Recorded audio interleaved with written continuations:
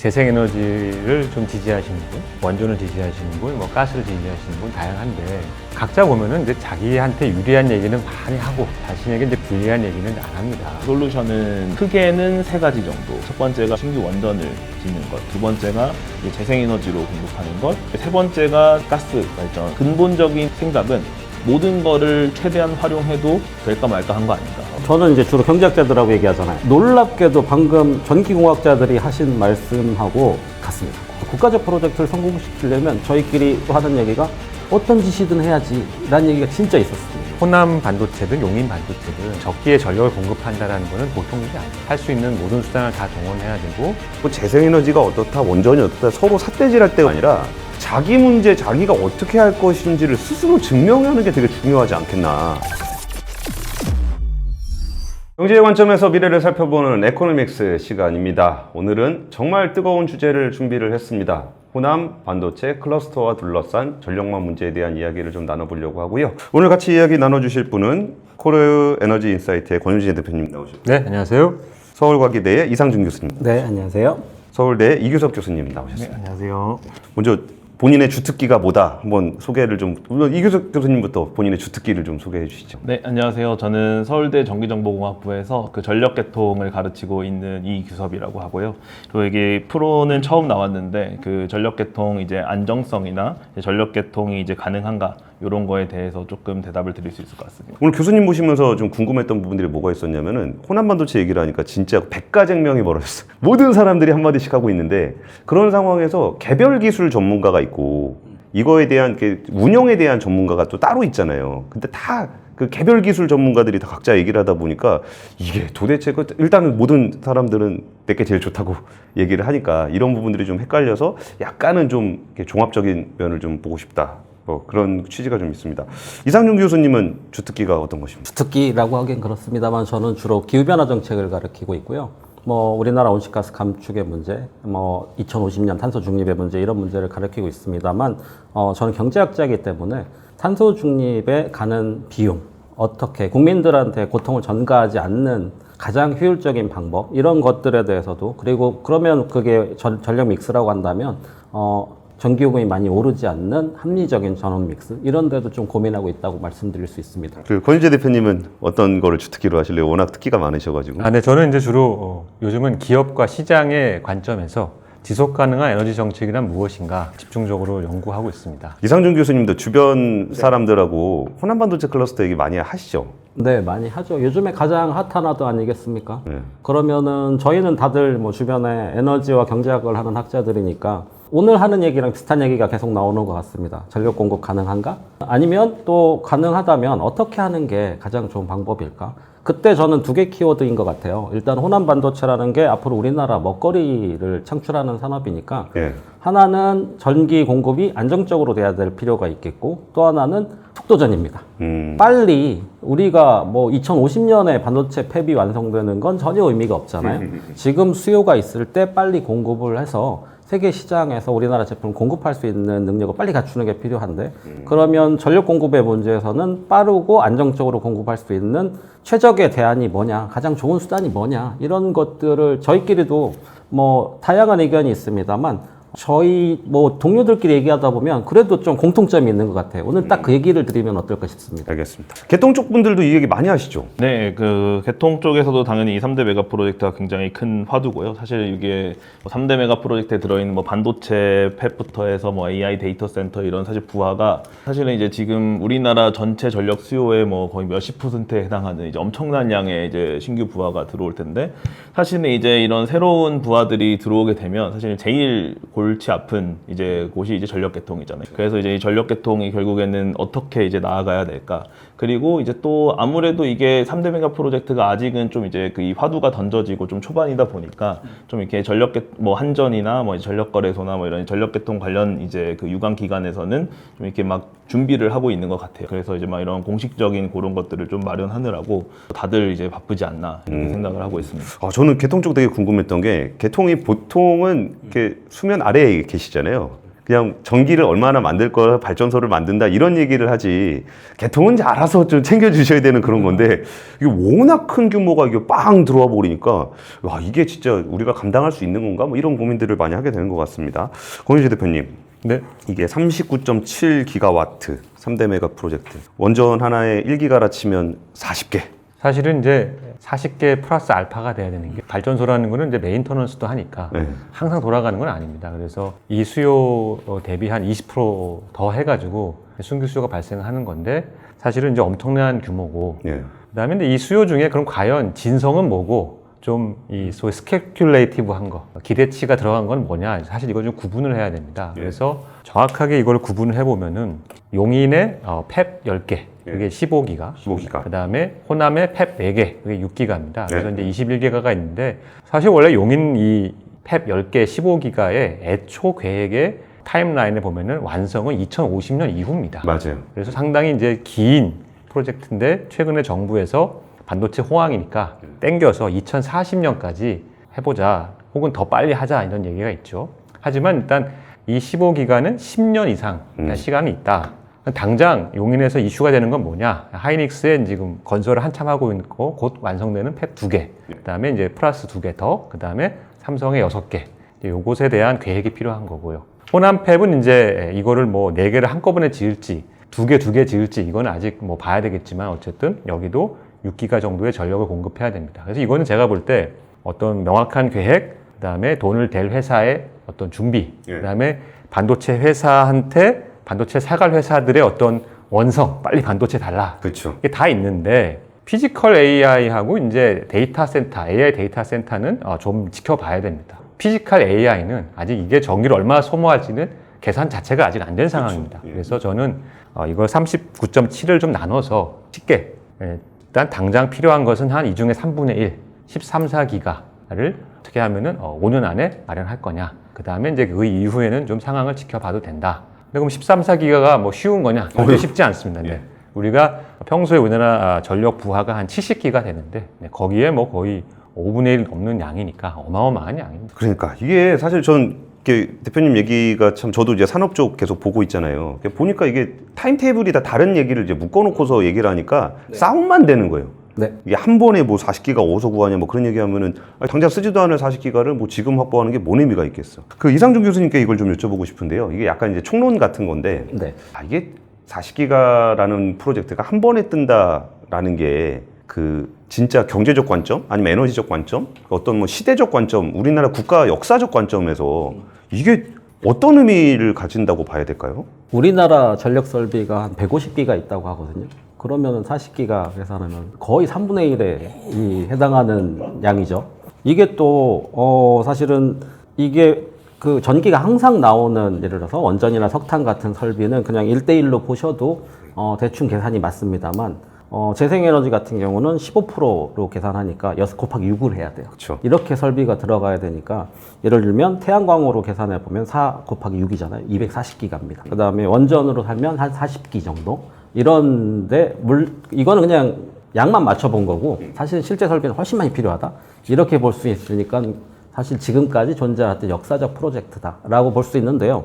다만 시간 얘기를 하셨잖아요. 우리가 현실적인 공급 방안을 40기가를 당장 5년 안에 다 해야 된다라는 건 불가능한 일이죠. 그쵸. 그렇게 할 수도 없고 그렇게 필요하지도 않습니다. 그러면 시간을 나누어서 호남이든 용인이든 단기적으로 우리가 해야 될 일, 그 다음에 장기적으로 계약해서 돼야 될 일, 이런 것들을 잘 구분해서 잘 계획을 만들어 놓는다면 우리가 생각하는, 정부가 생각하는, 또는 기업이 생각하는, 또 저는 세 번째가 제일 중요하다고 생각해요. 기업이 전략적으로 생각하는 니즈를 에너지 측면에서 맞춰줄 이 플랜이 제대로 돼 있느냐가 중요한데 그게 당장 40기가 이 5년 안에 이런 것이 아니니까 좀 차분하게 생각해 볼 필요가 있고요. 미래에 들어올 걸 지금 당겨서 얘기할 필요는 없겠다라는 생각입니다. 그래서 앞으로 그러면 앞으로 5년 안에 우리가 할 수 있는 그리고 가장 현실적이고 가장 저렴한 방안은 무엇인지 이렇게 봐야 되지 않나 싶습니다. 그러면은 이게 좀 예민한 얘기가 될 수 있을 것 같은데 예민한 부분들 빼고 그러니까 지역에 대한 얘기를 좀 이 교수님께 좀 여쭤보려고 해요. 이게 그 정치적으로 보면은 답이 있을 리가 없는 게임일 겁니다. 누구나 다 이 반도체 팹은 갖고 싶어 하니까. 그거는 사실 우리나라뿐만 아니라 뭐 미국에서도 갖고 싶어 하고 그런 거니까 이런 부분들을 배제하고 그 전력적인 측면에서 봤을 때 서남권은 그러니까 서남권이라고 안 하더라도 이 입지는 어떤 의미를 좀 가질 수가 있을까요? 네, 우선은 이제 입지를 고려할 때 이제 전력 계통을 이제 고려한다고 생각하면 사실 이제 크게 두 가지를 이제 고려를 해야 됩니다. 첫 번째는 안정적으로 전력을 공급할 수 있는가, 전력 계통 안정성 관련된 부분이고요. 두 번째는 이 전력 계통의 이제 비용 이 이제 같이 고려가 됩니다. 왜냐하면 이게 결국에는 이제 신규 수요를 이제 연결하게 되면 거기에 결국에는 전기를 더 소모하고 그게 이제 추가적인 비용을 당연히 발생시키니까요. 그러니까 이제 크게 두 가지를 고려한다는 측면에서 순서대로 제가 좀 말씀을 드리면 일단 안정성 측면을 고려했을 때 현재 우리나라 전력 계통에서 사실은 제일 이제 안 좋은 거는 이제 수도권의 대규모 부하가 들어오는 겁니다. 근데 이제 대부분의 이제 수요자들은 다 수도권으로 오고 싶어 하죠. 근데 하지만 사실 이제 전력 계통 측면에서 보면은 사실 이제 수도권에 이제 신규 부하가 들어오게 되면 이 신규 부하를 공급하기 위해서 이제 뭐 지금 현재 전력 계통에서는 당연히 불가능하고요. 이 신규 부하가 이제 미래에 계획된다고 하면 이 신규 부하를 공급하기 위해서 굉장히 많은 이제 그 송전선로 계획이 이제 추가로 필요하게 되는 문제가 이제 발생을 하거든요. 그러면 이제 수도권이 아니면 이제 비수도권일 겁니다. 그러면 이제 좀 우리나라를 뭐 지역별로 나누면은 이제 뭐 강원도 그리고 서남권, 이제 동남권 이렇게 세 개가 있을 텐데 사실은 결국에는 이 정도 3기가에서 4기가 정도의 수요다. 신규 수요가 들어온다라고 하면은 이제 전력계통 안정성 측면에서는 사실은 이제 뭐 서남권이든 동남권이든 강원도 지역이든 사실 이제 비슷할 수 있다고 생각을 합니다. 왜냐하면 결국에는 이제 모든 전력계통 안정성 문제가 이 수도권으로 들어오는 데서 다 발생을 하거든요. 지금 이게 서남권에서 올라오는 것만 발생하는 게 아니고 동해안에서 이제 오른쪽에서 들어오는 거에서 발생하니까 사실은 안정성 측면에서는 어떻게 보면 좀 비슷하다고 볼 수가 있을 것 같고요. 근데 이제 두 번째로 고려해야 될 거는 이제 비용인데요. 근데 이제 그런 비용을 볼 때 결국에는 지금 현재 우리나라 전력계통이랑 개통에서 상황을 생각을 해보면 지금 우리나라 그 곳곳에 이 발전기의 출력 제한이 걸리고 있는 곳들이 조금 있습니다. 네, 그래서 이제 뭐 일례로는 이제 동해안 지역에 있는 석탄 화력 발전기들이 이제 많이 제약이 걸리고요.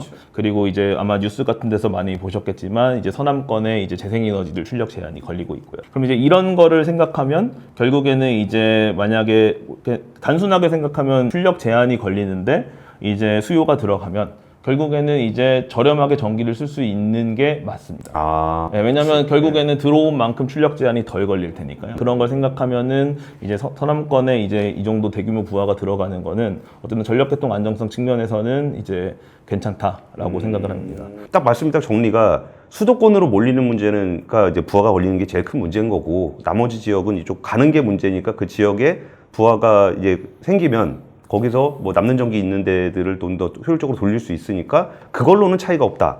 근데 거기에 남는 전기의 성격에 따라서 석탄 발전소 남는 걸 더 돌릴 거냐, 뭐 재생에너지 남는 걸 더 돌릴 거냐, 이런 측면으로 보면 서남권이 뭐 괜찮을 수 있다. 그리고 대신 어차피 큰 거 들어가는 거는 당연히 뭔가에 대한 보완책들은 마련이 돼야 된다. 뭐 이런 정도로. 근데 저 대표님께 좀 여쭤보고 싶은 게 대표님 때 중국 쪽 비즈니스도 많이 하시고 뭐 그러는 것 같아갖고 그러니까 우리나라는 뭐만 하려고 그러면 이게 좀 갈등이 생겨요. 이게 재생이냐 원전이냐 영남이냐 호남이냐 이거 가지고 싸우다 보면은 정작 일을 해야 되는데 일을 하기에 앞서서 그냥 수많은 가치 논쟁들이 굉장히 따라가게 되거든요.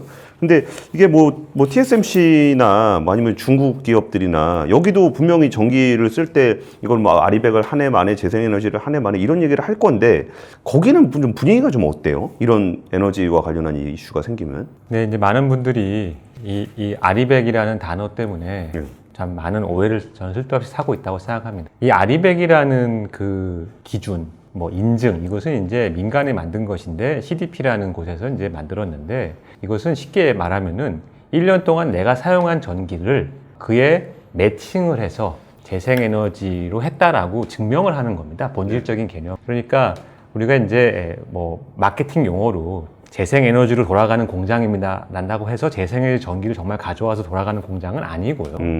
내가 예를 들어서 1년 동안 전기를 100을 썼다. 그에 상응하는 재생에너지를 썼다라는 이제 증명을 해오면 됩니다. 근데 그 증명이 생각보다 까다로워서 이제 우리나라가 그 조건이 이제 복잡한 것이고요. 그래서 중국이나 TSMC나 다 어떻게 하느냐. 중국의 예를 들어서 항저우에 지금 뭐 새로 건설한 반도체 팹이다 하면은 그 항저우든 뭐 상하이든 간에 전기의 70-80%는 석탄 전기입니다.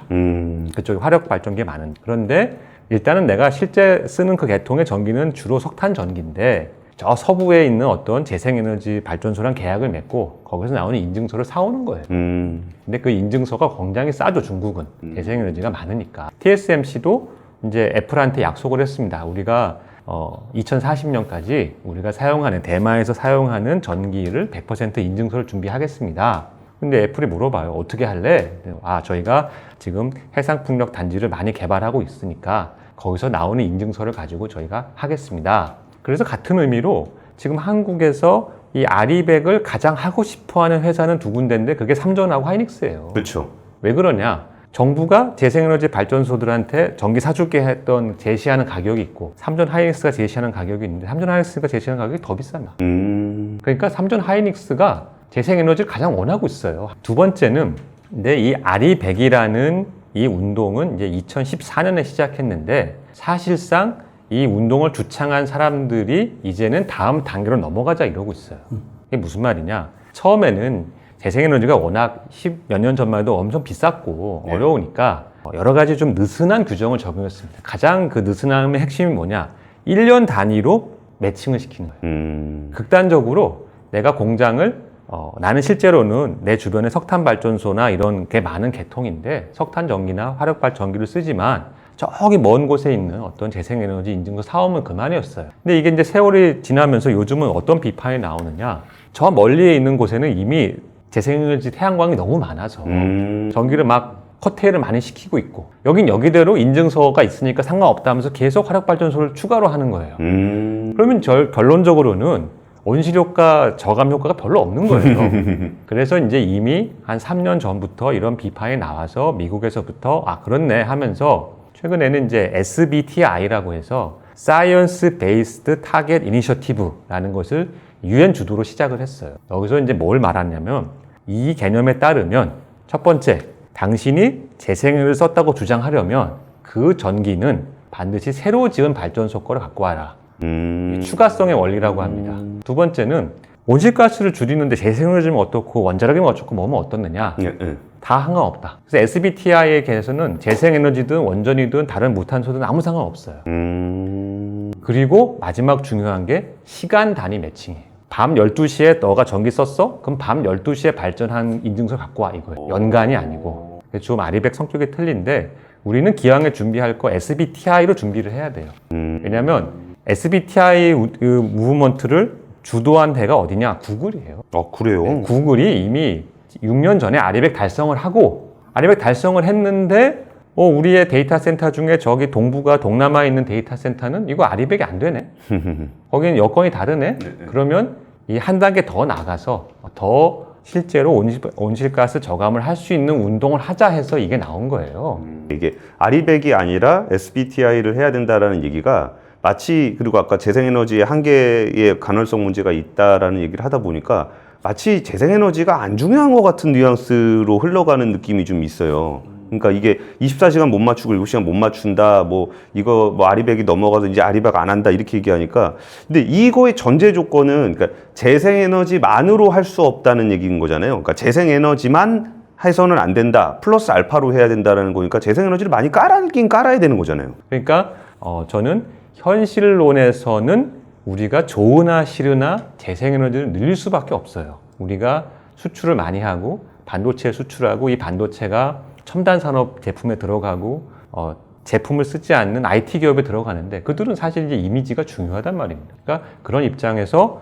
중국은 어떻게 보면 영리하게 실제 쓰는 전기는 석탄 전기를 많이 쓰든 어쨌든 간에 인증서 차원에서 재생에너지는 100% 이미 다 만족시키고 있어요.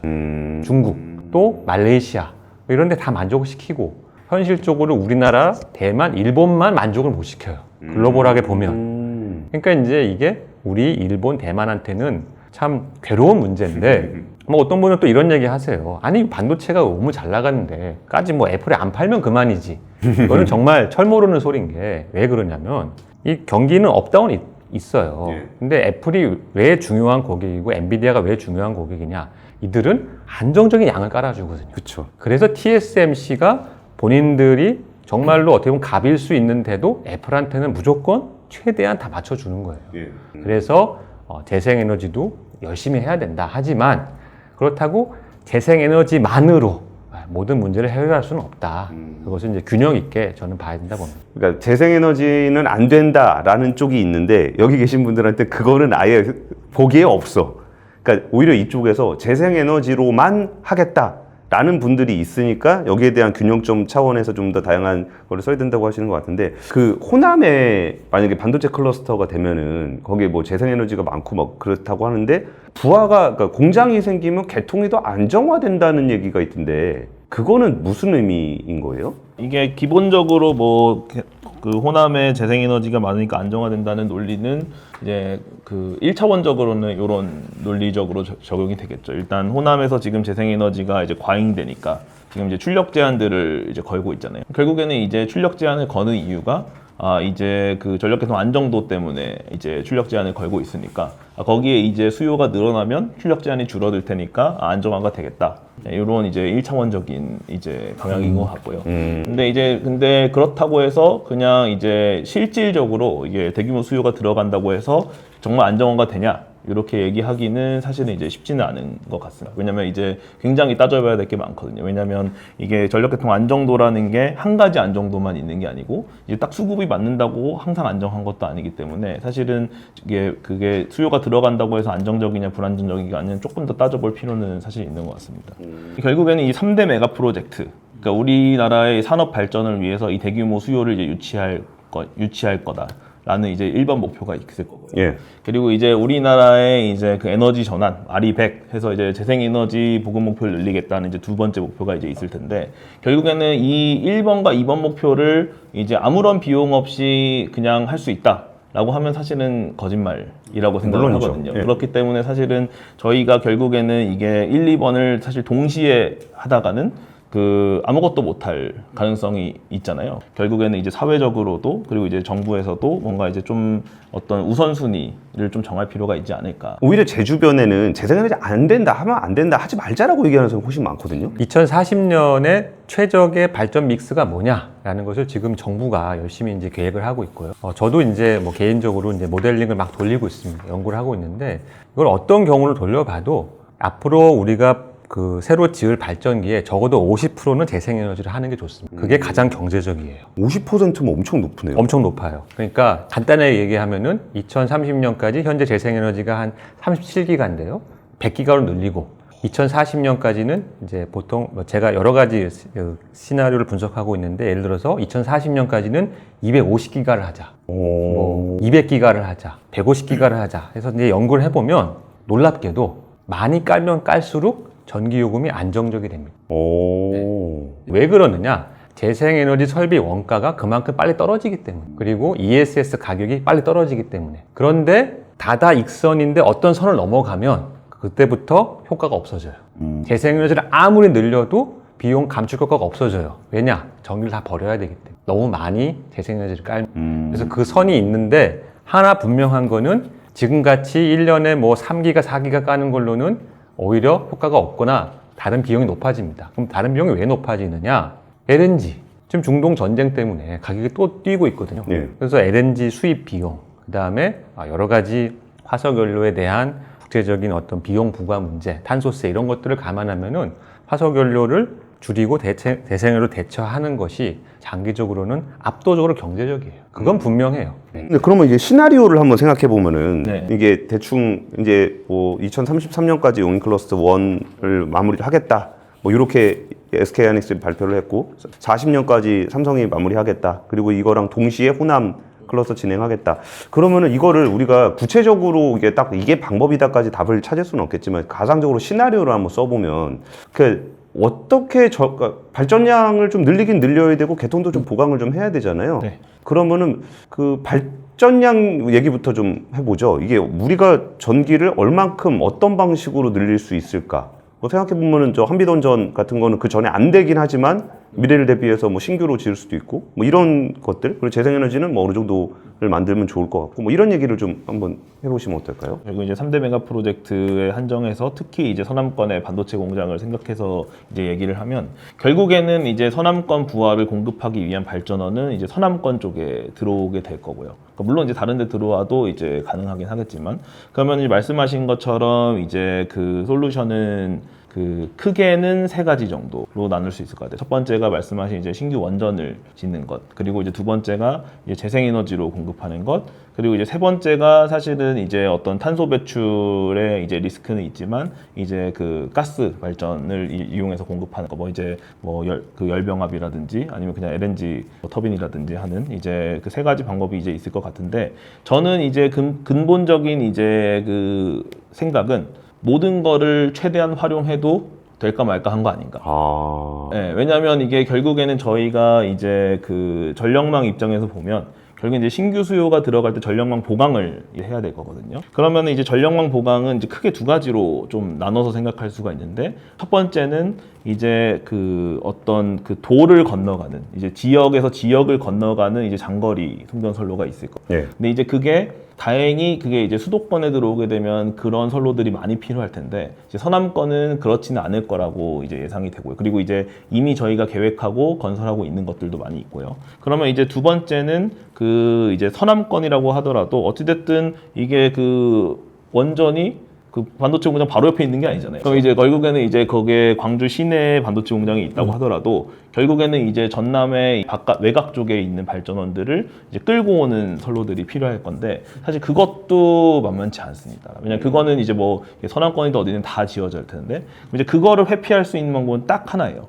뭐냐면 그 발전소 바로 옆에 뭔가 발전원이 들어와야 되는데, 사실은 그게 가능한 발전원은 사실은 이제 그 열병합 발전소나 아니면은 이제 뭐 LNG 발전소 이런 거밖에 없다고 생각을 하거든요. 그래서 이제 그런 거를 좀 저희가 전력망 보강 비용이나 그런 전력망 보강의 이제 가능성을 좀 생각을 해서 이제 같이 좀 계획을 세워야 저희가 이제 그 목표를 달성할 수 있지 않을까라고 생각하고, 그게 아까 제가 말씀드렸던 우선순위가 그래서 중요한 것 같아요. 저희가 여기 반도체 공장을 뭐 몇 년 안에 꼭 지어야겠다라는 게 이제 1순위의 우선순위가 되면, 결국에는 그 1순위의 우선순위를 달성하기 위한 모든 방법을 다 그 활용해야 된다라는 게 이제 그냥 제가 전력 개통을 하는 사람 입장에서의 그 생각입니다. 교수님 얘기도 좀 여쭤보고 싶은데, 그 얘기가 뭐 원전이 있고 재생이 있고 가스가 있으면은 그거 가지고 이제 서로 이게 논쟁들을 하잖아요. 뭐 원전을 해야 된다, 재생을 해야 된다, 뭐를 늘려야 된다 논쟁을 하는데, 지금 이 교수님 얘기는 그 논쟁은 필요 없다. 지을 수 있는 거 다 줘도 그 속도 맞추기 힘들다. 근데 다만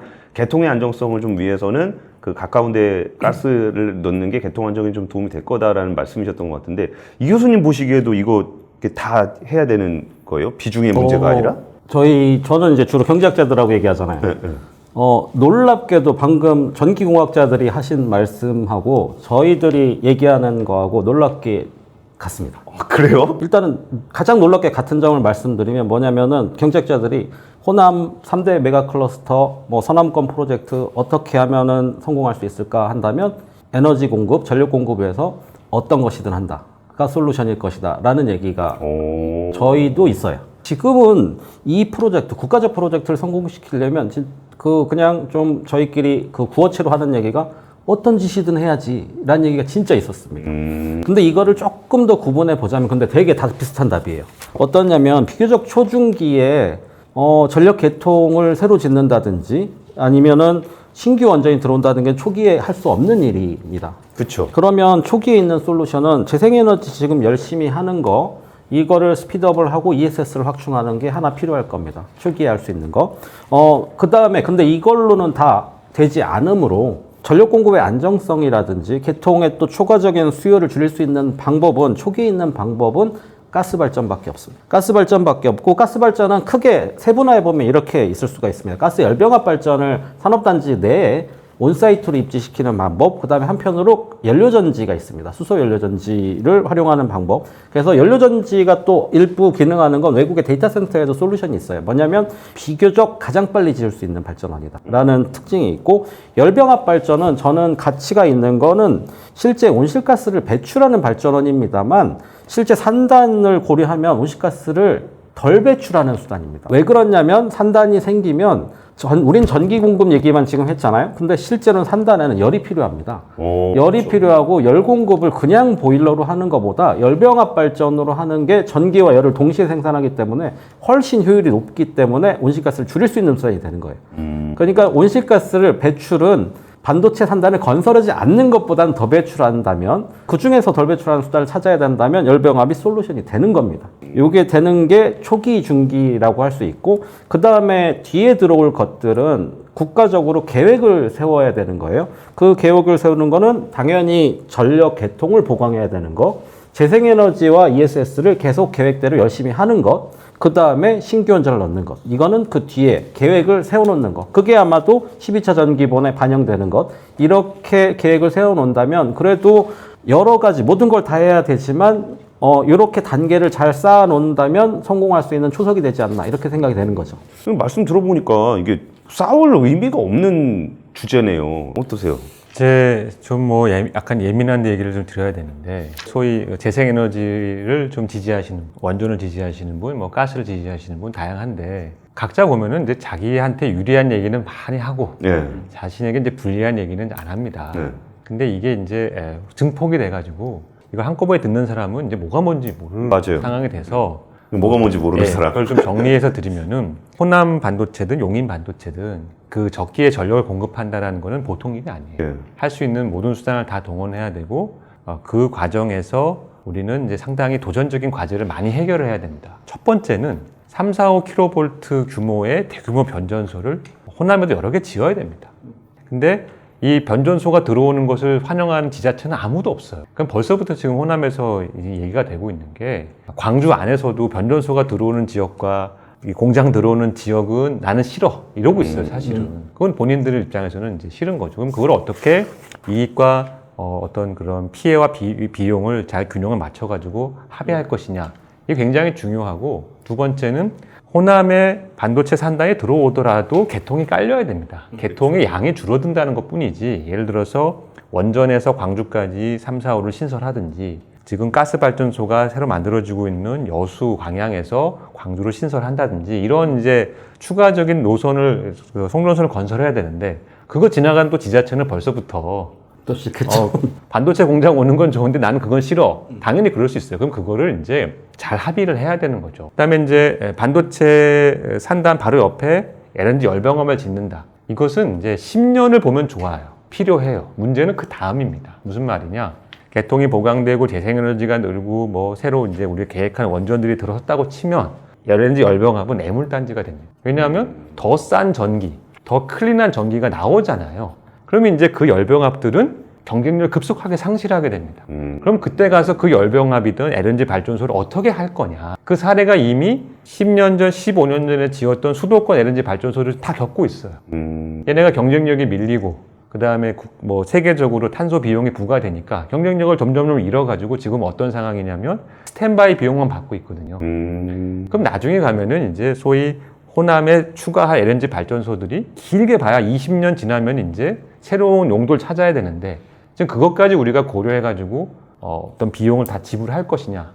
그런 논의를 서로 이제 자신들이 좀, 이거는 약간 우리가 좀 애매하네 하는 것들을 이제 오픈을 해서 함께 논의를 하면은 논의가 건설적인데, 이제 그런 건 다 내려놓고, 이게 애매한 거 어떻게 하실 겁니까? 우리 가스 발전. 그러니까 결국에는 이제 말씀하셨던 거의 핵심이 그거 같아요. 여러 가지 조합들 중에 결국에는 이제 그 최적으로 할 수 있는 것을 빨리 좀 찾아야 되지 않을까. 그리고 이제 그거와 관련해서 사실은 그 이게 전력 개통을 하는 사람 입장에서는 중요한 게 그런 게 있습니다. 이게 뭐냐면 또 이런 부분도 좀 고려를 해야 되는 게, 이게 결국에는 이런 어떤 전원 공급 계획, 아마 이번에 이제 그 전력수 기본 계획에서 이제 그 결과적으로 나오겠지만, 이게 빨리 확정이 되고 이게 국민적으로 이제 그 확정이 돼야, 그래야 이제 그 다음에 개통 계획이 나올 수 있고, 그래야 그 개통 계획이 나와야 그 송전선로를 건설할 수 있고. 그러니까 결국에는 근데 이 계획이 그 이제 튼튼하지 않다. 근데 저는 우리가 오늘 그 토론에서 그 대화에서 되게 의미 있게 봤었던 부분이, 아까 그 이상준 교수님께서 말씀해 주셨던 부분이나 이수석 교수님 말씀하셨던 게 납득할 수 있어야 된다. 그러니까 이게 약간의 정치성을 가지거나 선호도를 가지고 계획이 짜지면 분명히 이제 누군가는 저거 정권 바뀌거나 뭐 시대가 바뀌면 뭔가 바뀔 거야 라고 생각하면 장기 계획이 흔들려져 버리는 거잖아요. 네.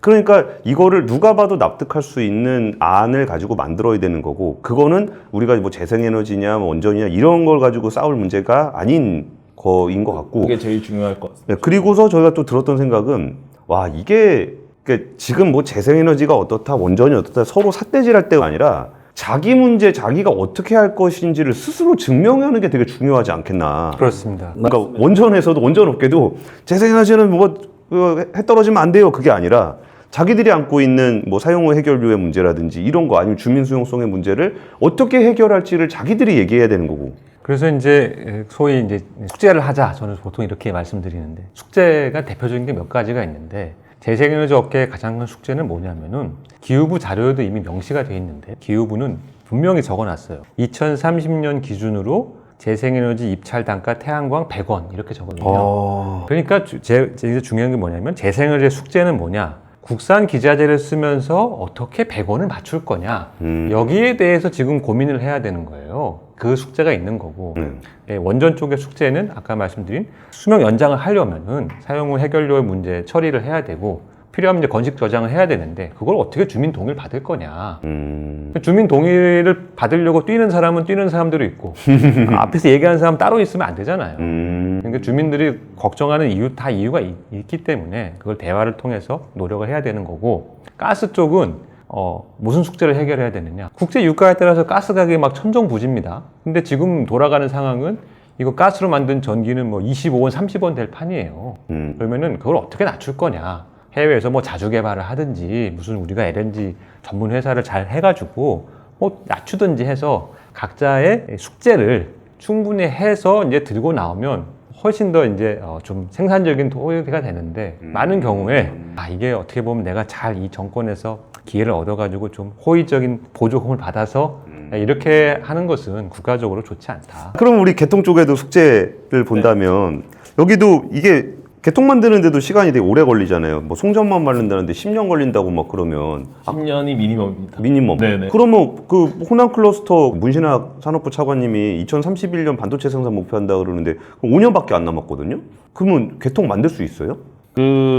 우선 제 생각을 말씀을 드리면요. 이게 만들 수 있어요라고 질문하시면 이제 두 가지 대답이 다 만들 수 있기도 하고요. 만들 수 없기도 합니다. 아마 이게 결국에는 이게 그 계획이 구체화되고 이제 결국에는 이제 정기본도 확정이 되고 하면은 결국에는 이제 호남에 반도체 수요를 공급하기 위한 그 이제 송전망 확충 계획이 나올 겁니다. 그리고 그 계획은 분명히 아마 정부가 이제 하고자 하는 목표랑 맞든지 아니면 그게 안 되면 정부가 목표를 실제 공식적으로 수정하든지 아무튼 이게 정부 계획이랑 맞는 이제 송전망 확충 계획은 분명히 나올 거고요. 그리고 이제 그런 면에서 어찌됐든 이게 그 서남권 반도체 클러스터는 지역 간 송전선로가 많이 필요하지 않기 때문에 그런 점에서 좀 유리한 점이 있고요. 근데 이제 거기서 이제 사실은 그런 측면에서는 이제 할 수 있다. 라고 답변을 드릴 수 있을 것 같고요. 그러면 이제 여기서 이제 다음 스텝에서 가장 중요한 건 그럼 계획은 나왔을 텐데 그럼 그 계획대로 지어져야 될 거 아니에요. 네.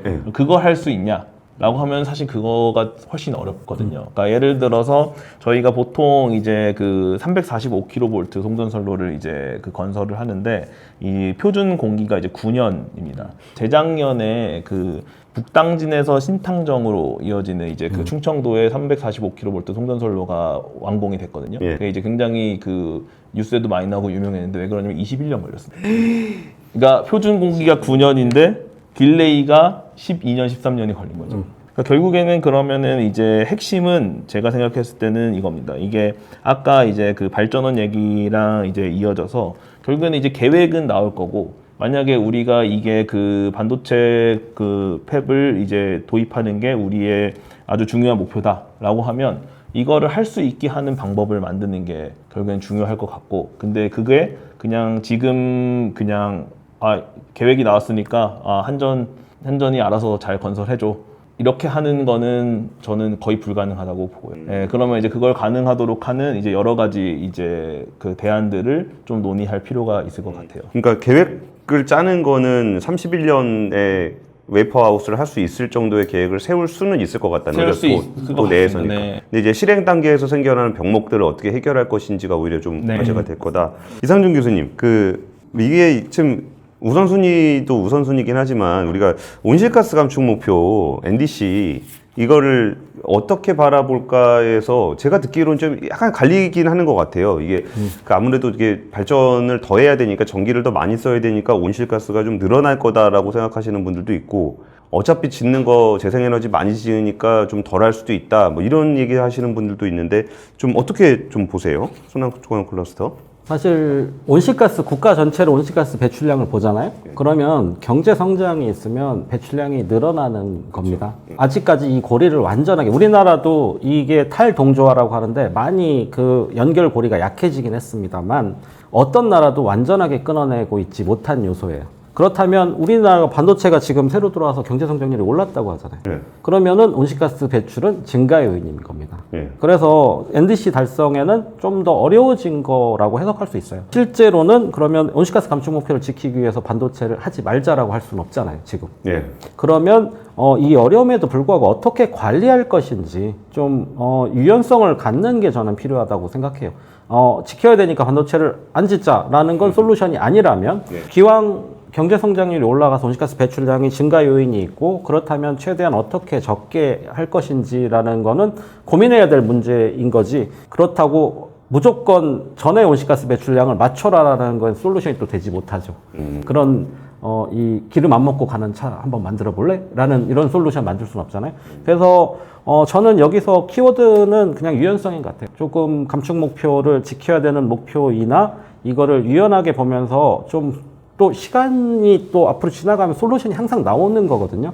근데 지금 당장 그 솔루션이 없다는 거에 얽매여서 이 유연성 없이 가기는 굉장히 어려워진 상황이 되었다라고 보여지긴 합니다. 이제 뭐 얘기가 굉장히 흥미롭게 진행이 된 것 같아요. 이게 뭐 반도체 클러스터 관련해서는 너무나 많은 사람들이 다양한 이야기들을 하다 보니까 진짜 쟁점이 뭔지를 잘 몰랐었거든요. 근데 저도 이 전문가분들하고 얘기를 해보니까 어쩌면은 그 쟁점이라는 게 단순할 수도 있겠다. 자기 숙제 자기가 해라. 그러니까 남 숙제 뭐 어떻다 말다 그런 문제가 아니라 진짜 다 동원돼서 자기 숙제 다 풀어와서 우리가 모두 다 숙제를 완료해야 성공할 수 있는 프로젝트구나. 그런 취지에서 먼저 세 분께 같은 질문을 드리면서 마무리를 해보려고 그러는데, 먼저 이규석 교수님께 같은 질문 드리겠습니다. 3대 메가 프로젝트, 특히 이 반도체 클러스터, 호남 반도체 클러스터를 우리가 원하는 시기에 제대로 마무리를 하려면 뭐를 제일 중점적으로 생각해야 될 것 같다.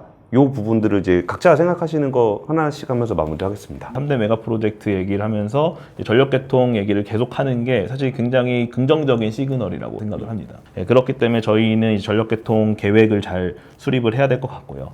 결국에는 이제 굉장히 적극적인 이제 그 도움이 필요합니다. 그럼 그 도움은 누가 줄 수 있느냐? 저는 정부랑 국회가 이제 해야 된다고 생각을 하거든요. 그래서 아까 이제 대표님께서 말씀하셨던 것처럼 정부의 이제 적극적인 재정이 이 전력 개통을 확충하는데 이제 들어간다든지, 아니면 이제 규칙을 지켜야 된다고 말씀 주셨는데, 그럼 규칙은 누가 만드냐면 이제 국회에서 만들자. 그럼 이제 빨리 만들 수 있도록 이제 규칙을 이제 바꿔준다든지, 결국에는 이게 그냥 단순히 이제 과거의 전력 개통처럼 이게 한전한테 맡겨놓으면 당연히 안 돼요. 왜냐하면 한전은 예를 들어서 이제 마차를 운전을 하고 있는데 아무리 말에 채찍을 뭐 세게 때린다고 해서 얘가 자동차만큼 달릴 수 있는 건 아니잖아요. 그러니까 결국에는 저희가 어떤 이 목표를 달성하기 위해서 굉장히 이제 적극적인 도움이 이제 필요할 거고, 이제 그러한 이제 체계를 저희가 이런 전력 개통이 중요하다는 컨센서스 하에 만들어가는 게 굉장히 중요할 것 같다라고 생각을 합니다. 에너지 문제에서는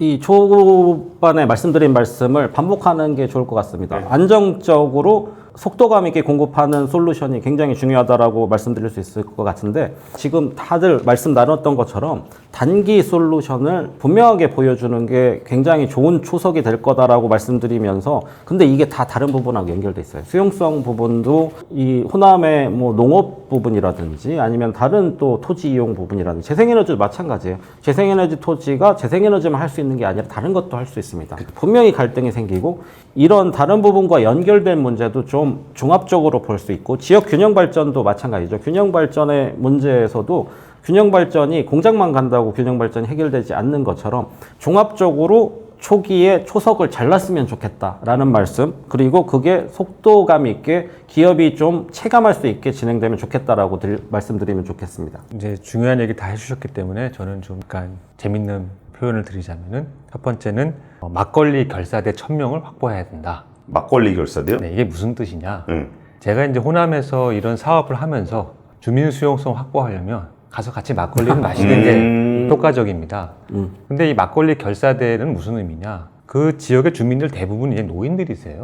젊은 사람이 가도 말이 안 통해요. 그래서 이제 은퇴하신 분들 중에 국가적인 사명을 거의 감당하실 수 있고 특별 채용을 합니다. 5년 동안. 그래서 주민 수용성을 확보해 주십시오.